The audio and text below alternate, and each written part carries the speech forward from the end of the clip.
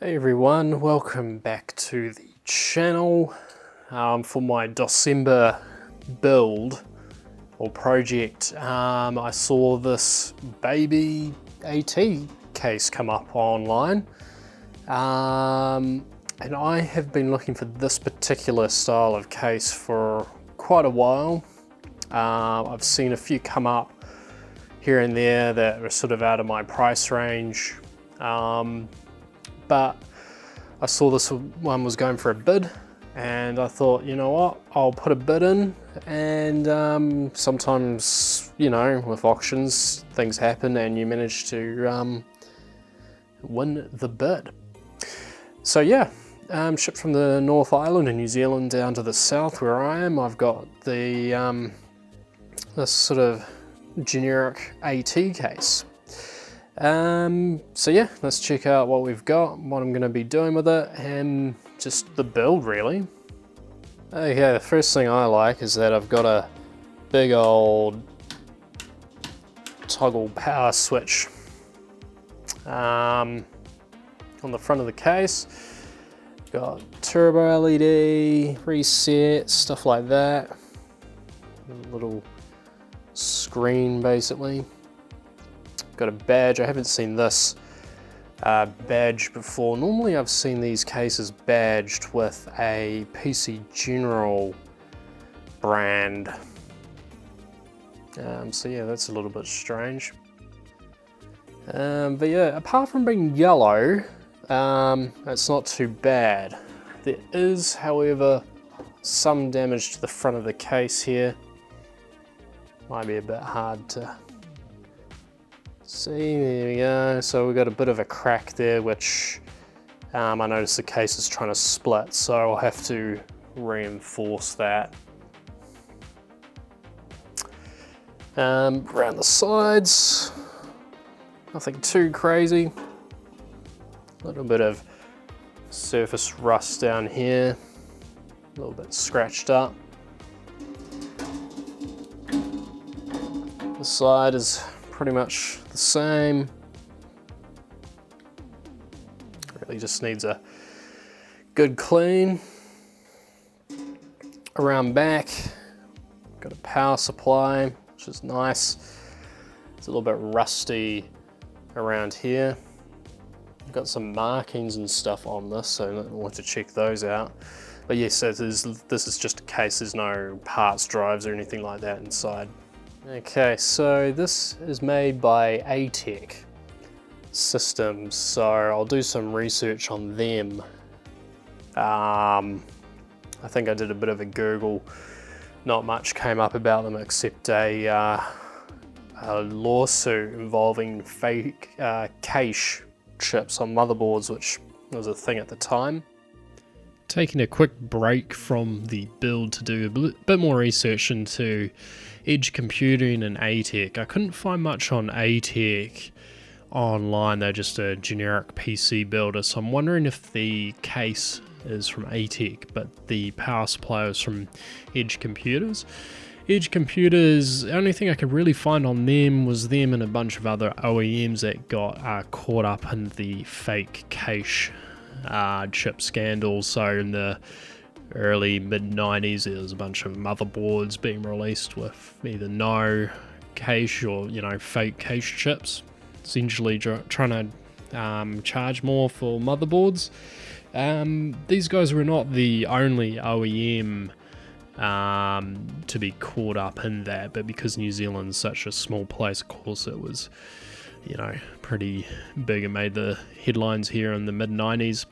And the only other thing I could find referenced was, you know, struggling PC markets for New Zealand-based OEMs such as PC Direct, the PC Company. I've actually got a PC Company machine that I'd love to sort of restore.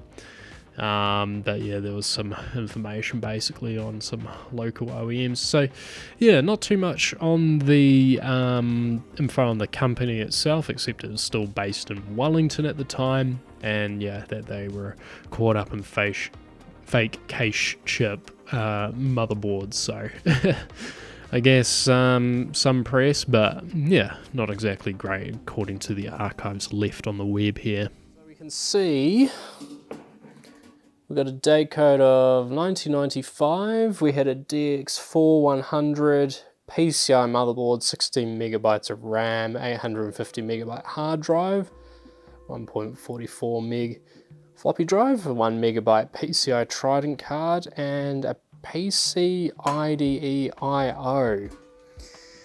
So interesting, that was from the 9th, 6th, 1995 date code. So yeah, it must have been the original build that was put in by the OEM of this case. Okay, let's open it up. I've already taken the screws off. Okay, starting with the power supply. I don't think I see a brand on it. Just says switching power supply. Doesn't have the wattage listed or anything like that. Interestingly, we have a serial number, a date code, which is a different date code, I think, from the back. Yeah. Do have a voltage warning sticker in the back there as well, so that's kind of interesting. Yeah, standard AT, power supply. How many floppy connectors, power things have we got? Got 2 floppies, 1, 2, 3 Molex cables, standard AT power connector. So what I'm thinking we'll do with this one is strip the power supply out, have a look inside of it, and I might try and spray paint, which I've never done before, just the rust on the back of the power supply to try and tidy it up a bit. So yeah, I think we'll get started with the power supply.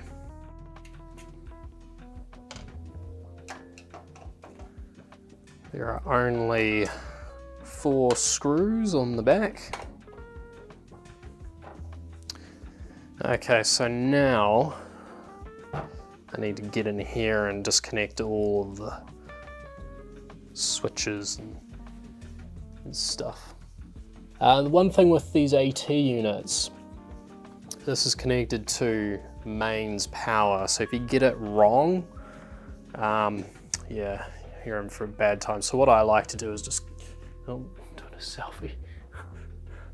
You can see us. Oh, I've got the polarizer on.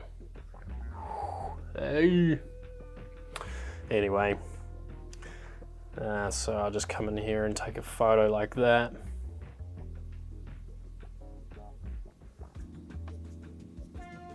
Just so I know.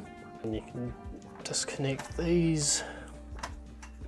I have tripped a circuit breaker in my house once by doing that.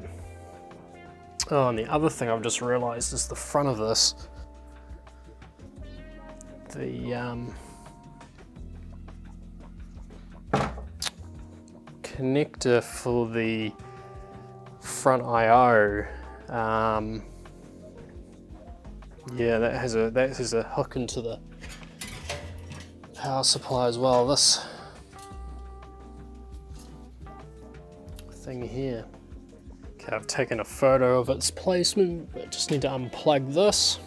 And now the whole power supply is free.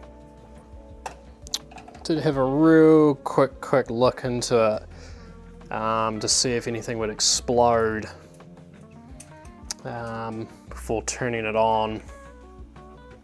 I'm not gonna lie, initially it did start when I had it with no load. As soon as I put a load, something shorted and it wouldn't allow the power supply to start. So yeah, rechecked the cabling and it all kind of worked. So yeah, not too sure what happened there. So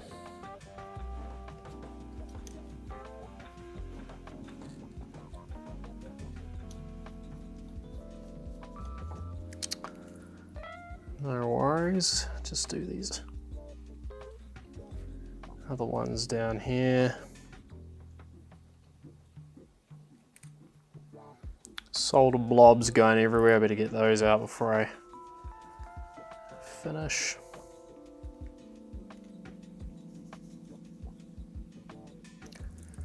Basically, I'm just trying to get fresh stuff in there so it melts a bit easier.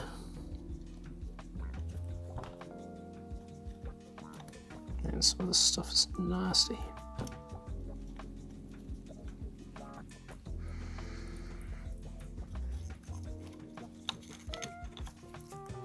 God, it gets so warm. Okay, it's my last connector. I think just before I go too far, I'm just gonna make sure these are cleared out, these holes.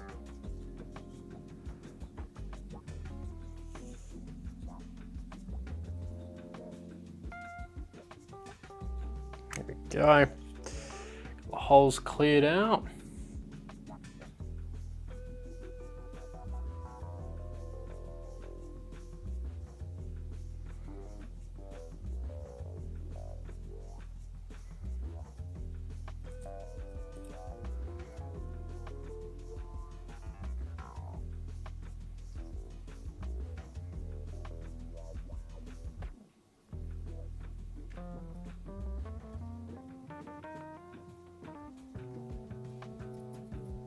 Okay, all cleared. Okay, just temporarily move some of this stuff and take the screws out for the power supply.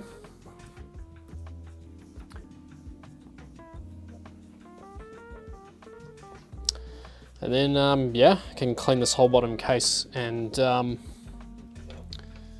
yeah, I tell you, it's pretty disgusting. I'm not gonna lie.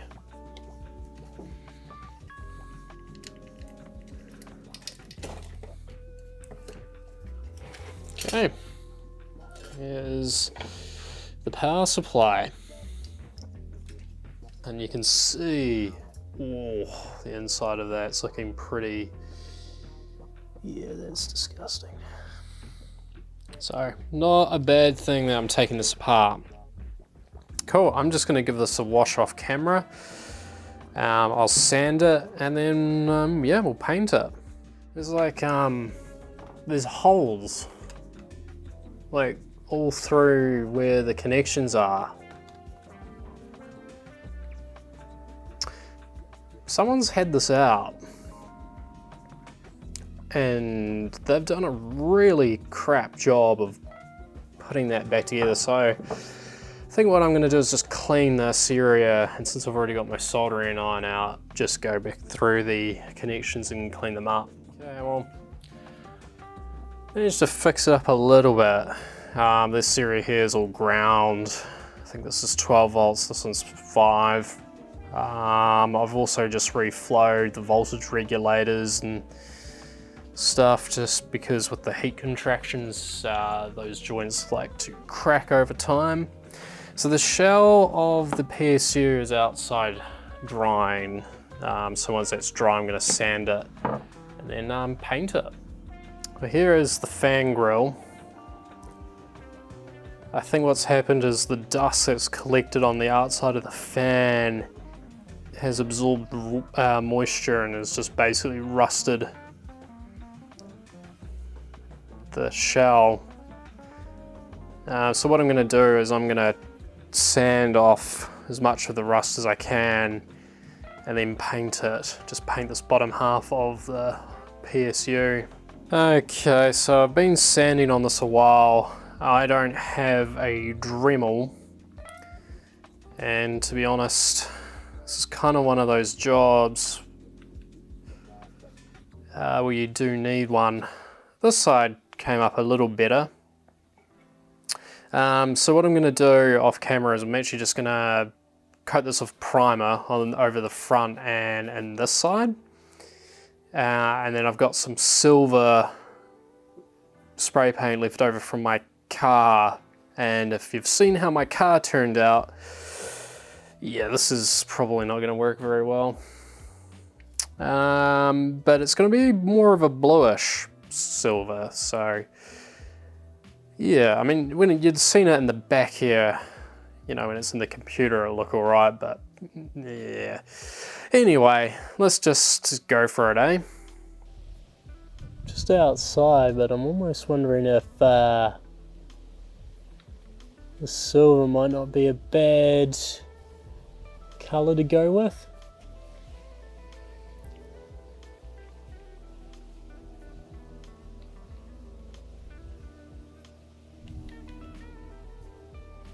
So the paint is still drying, but that's what it looks like from the outside. Then from the inside.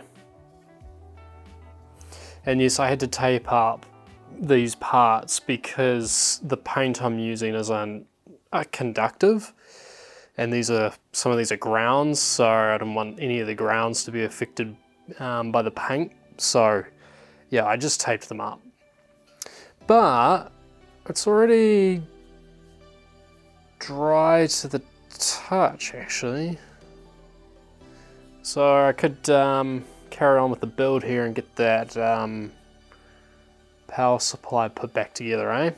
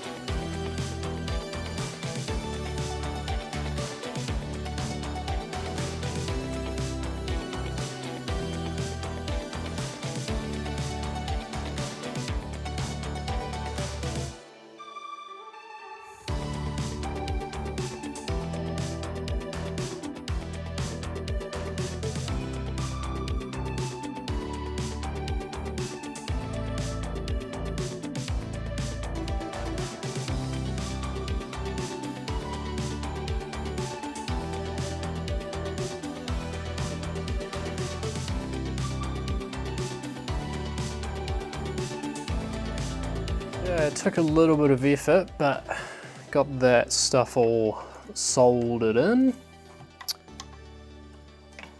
Now I just need to put the fan back in.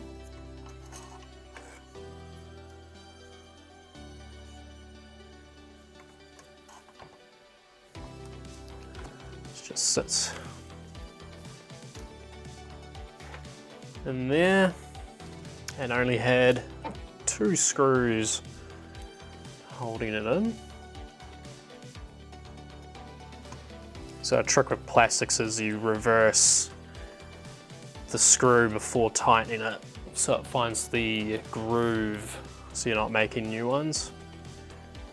So I'll go in here, reverse until it clips. And then, yeah. That is that. A lot better. All right, not perfect, but it looks a lot better. And I didn't do this lid because I wanted to keep all the stickers on it. Sorry about the exposure. As I said, there's no brand on this one.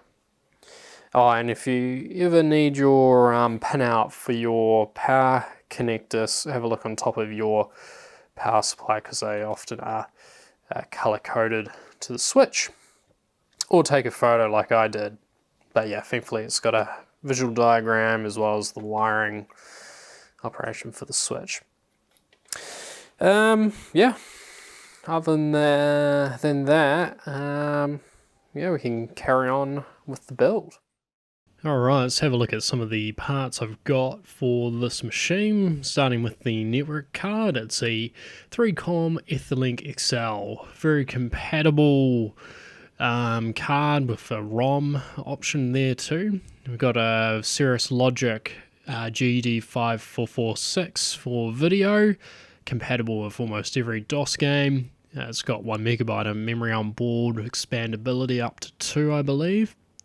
For sound, I've got the Yamaha ATC 32, I think it goes under a few different names. From Certashop, I've got the ESS Audio Drive Wavetable add-on for the Yamaha sound card, overall providing pretty good clean sound out of that. For storage, I got a floppy disk drive from Mitsumi. It's a 1.44MB drive, nothing too fancy, but works really well. Also, the plastics aren't too yellowed. For hard drive storage, I've got this good Seagate ST51270A. It's a 1.2GB IDE drive I was given with a bunch of other things, and that seems to work really well. For the motherboard, I've got something quite special. It's a socket 3 motherboard, so 486 board. It has PCI slots as well as ISA, 16-bit ISA. It's got onboard IDE as well as, floppy disk controller, everything like that. Coin cell battery as well. But yeah, it takes a pretty special CPU. So I've got 16MB of RAM, and we'll show the CPU that I've chosen, which actually came with this motherboard when I bought it. Something a little bit different than the usual 66MHz DX2. So I always like to sort of bench test the parts when I can. Makes installation and just playing around with the machine a lot easier. And yep, we have got the AMD 586 running at 133MHz, so quite a fast socket 3 CPU. Of course, the Creative CD-ROM drive that I salvaged from recycling doesn't quite read discs, so I had to give the lens a bit of a wipe, but other than that, it worked a treat. The one thing it doesn't do is read burned CDs. It doesn't read any of the discs I've got. I've got many different types, rewritables, CDRs, and yeah, it doesn't play nice with them. Commercial stamped CD-ROMs, however, seem to work just fine in everything I've tried so far, as well as music CD-ROM, which I'll show in a bit soon. I was really happy to see the CD-ROM drive work because it's just one of those nice little touches to have a Creative branded CD-ROM in your 486, because this would have been a nice little upgrade option, probably bundled with a Sound Blaster 16 or something like that.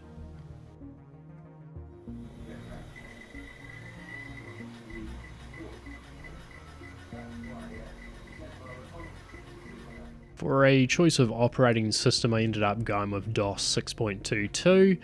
I ended up going back over my DOS video and Windows 3.11 because I wanted networking. The installation went pretty well, no major issues or anything like that.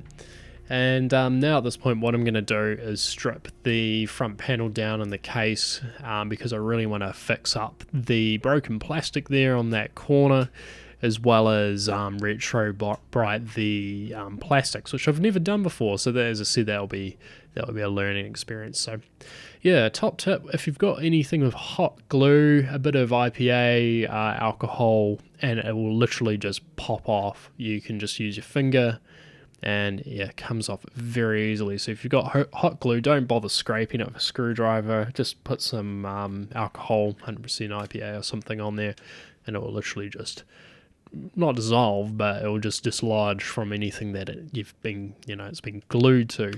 So yeah, really cool. And yeah, just gonna clean and scrub the plastics, make sure everything's all clean, and yeah, get it outside.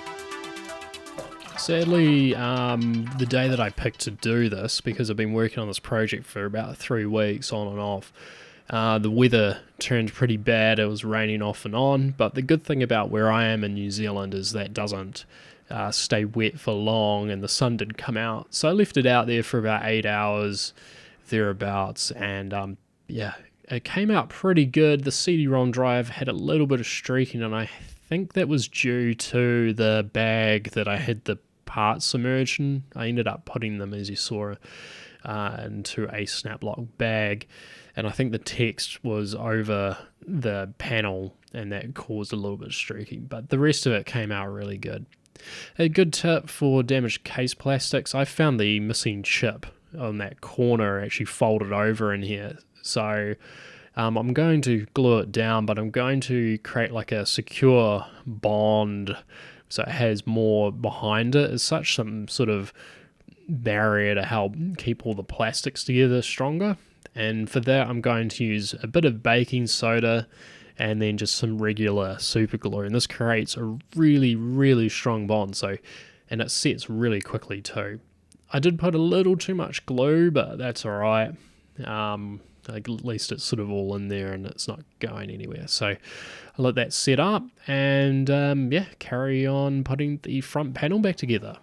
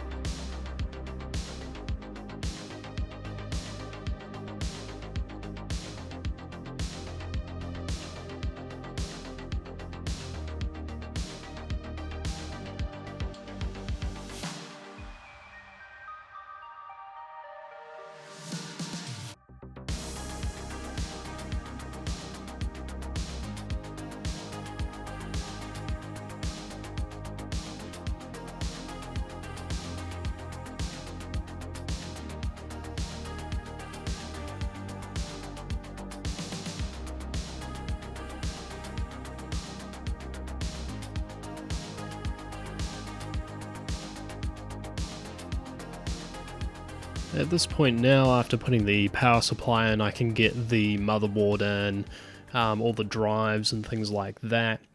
Ignore the movement of the case itself. It's sitting on top of a mouse mat that's not level, so of course it's rocking around a little bit. But yeah, I was really happy with the power supply, how it looked. It looks so much better.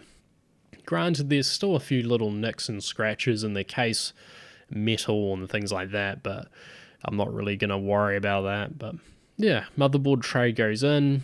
I can do try and do some cable management. Really hard in these cases to do really nice cable management.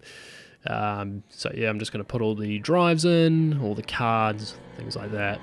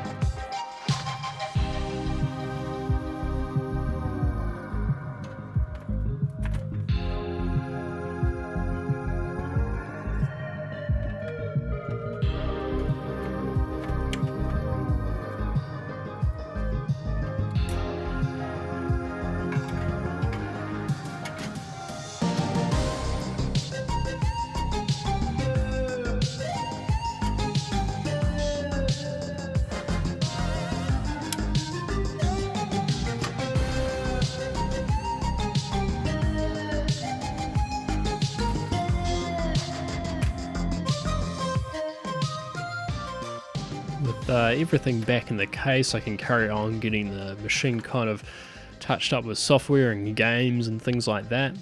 Overall, I'm really happy with the result of the retrobright hydrogen peroxide solution. It's a 15% solution. For the first time doing it, it's turned out pretty good actually, despite the CD-ROM having a few streaks. Speaking of which, I'm going to try out a regular compact disc music one. This is an Australian band called Icehouse. I can't really play it, so of course copyright, but yeah, one of my favourite bands.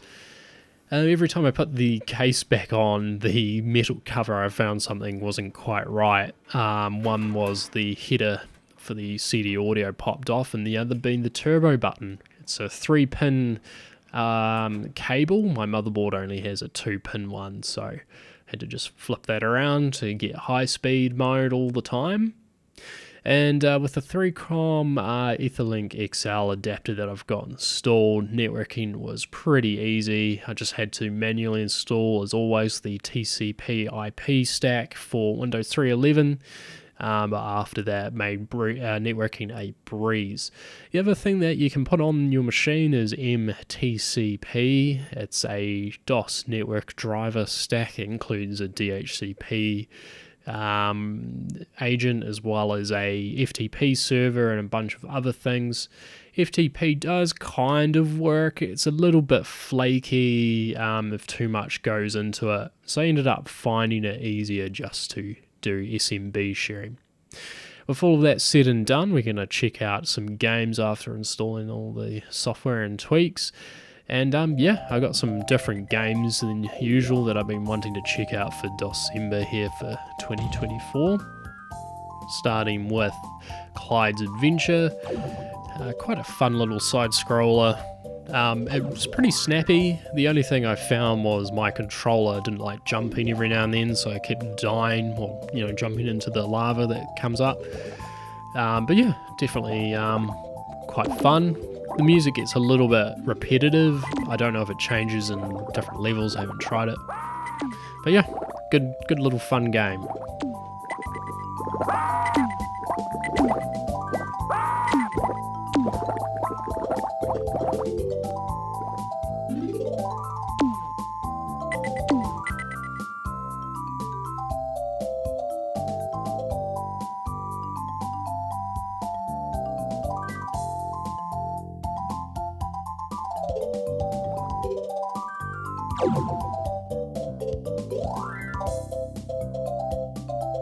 And next up we got Comanche 3. This didn't run that well on the machine, but had a pretty cool soundtrack. It's basically you gotta fly around, blow stuff up.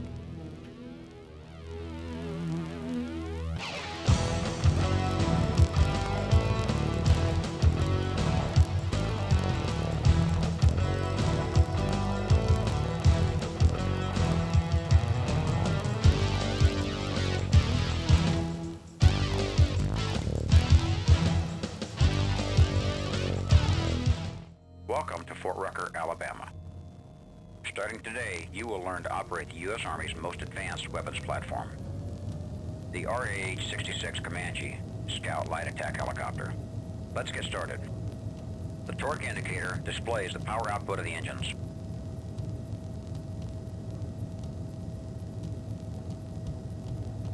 You're flying too high. Lower your altitude. The rate of climb indicator displays the rate at which your altitude changes.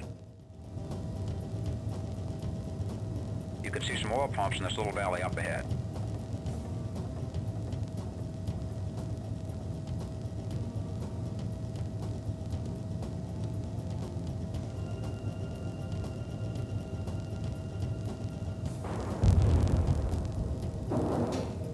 Main rotor damaged.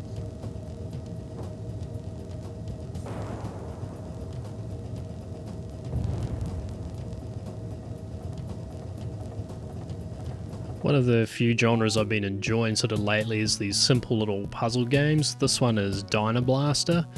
The idea being is you have to drop bombs in order to take out enemies, like like so, and once you've taken all of the enemies out, you can progress through the level.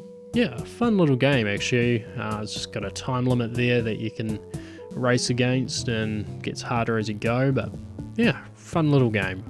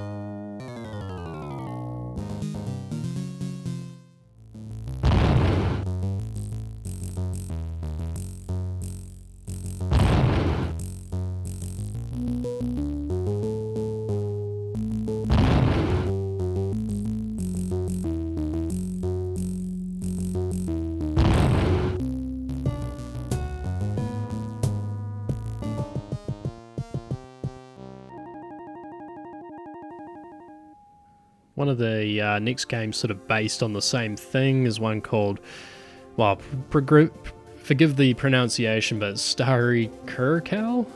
I'm not sure where it's made. I think it might be German, not sure, but I'll link it all down below. Basically just like a little puzzle game. It's a little more challenging in some ways. Really enjoyed it actually. And it's got a good soundtrack.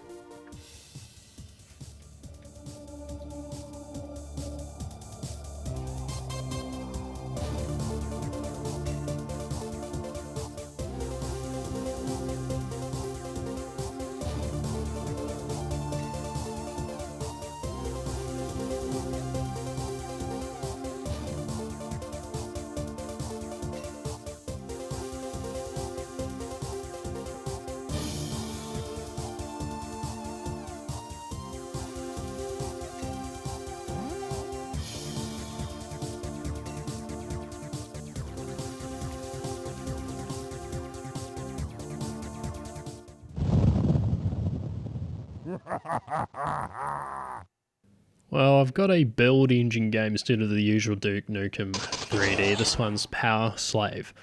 I will be honest, the first level I kind of got a bit stuck, as in I couldn't progress. There was a door opening up somewhere that I couldn't find. Sure, with enough time I would have got there.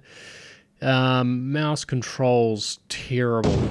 Like most early build engine games, I really struggle with the mouse input, and because I'm a pleb keyboard mouse sort of guy instead of just keyboard or controller, it was quite hard. Another thing I wanted to try out, and this is a DOS GUI called Breadbox. A little bit unusual actually. It's kind of like Windows.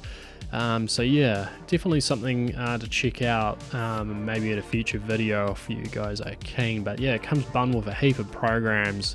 The only thing I couldn't get quite working right was the sound, and it doesn't seem to have any support for Ethernet networking, or I couldn't figure out where to put a driver to make that work. But yeah, I've only played around with it a little bit, but I've already found the file manager much easier to use than Windows 3X's. But yeah, it's got built-in zip programs and CD player and stuff like that, so I'll link it all down below as well. But yeah, definitely worth checking out.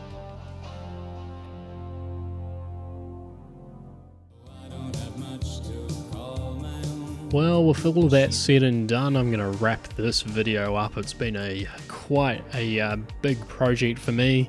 Overall, really happy with how the case plastics turned out. Everything came together really well. Creative CD-ROM up front, just missing a 5¼ inch floppy disk drive really. It's got everything you need, a lot of fun, and really glad to put that really fast 486 CPU into another machine and use it. Alright everyone, I will leave you all to your day, your weekend, and yeah, catch you guys if not sooner after the holiday season. Alrighty, bye for now.